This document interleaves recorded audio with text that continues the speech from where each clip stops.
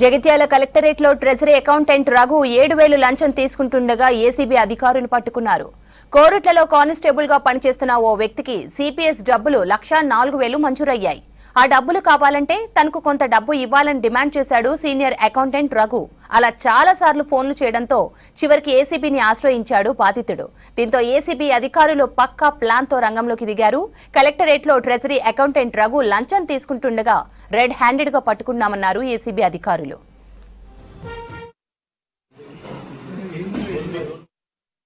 ఈ collector complex లో Jagtial DTO office లో పనిచేసే అరిగే రఘుకుమార్ గారు, సీనియర్ అకౌంటెంట్ గారు, ఒక ఉద్యోగి వద్ద ఆయనకు బిల్లు పాస్ చేసినందుకు ఆ అమౌంట్ ఆయనకి చెల్లించినందుకు గాను 7,000 రూపాయలు లంచము తీసుకుంటూ ఏసీబీకి పట్టుబడ్డారు. 25/2/2025 నాడు ఆ ఉద్యోగి, ఫిర్యాదుదారుడైన ఉద్యోగి తన సిపిఎస్ అకౌంట్లో నుంచి 1,07,000 రూపాయలని ఆయన క్లెయిమ్ చేసుకున్నాడు.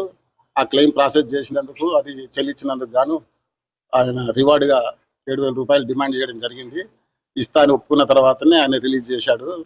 ఈ ప్రాసెస్ చేసినందుకు గాను ఆయన 7,000 రూపాయలు డిమాండ్ చేసి తర్వాత తరచుగా ఆయనకు ఫోన్ కాల్, మిస్డ్ కాల్స్తో ఫోన్ చేయడము, కాల్ చేసి పైసలు ఏమైనాయి అని చెప్పేసి ఆయన వెంటబడ్డము, ఇక ఆయన తీవ్రంగా వేధించినందుకు ఆ 7,000 రూపాయల కోసము బాధితుడు మమ్మల్ని ఆశ్రయించిండు.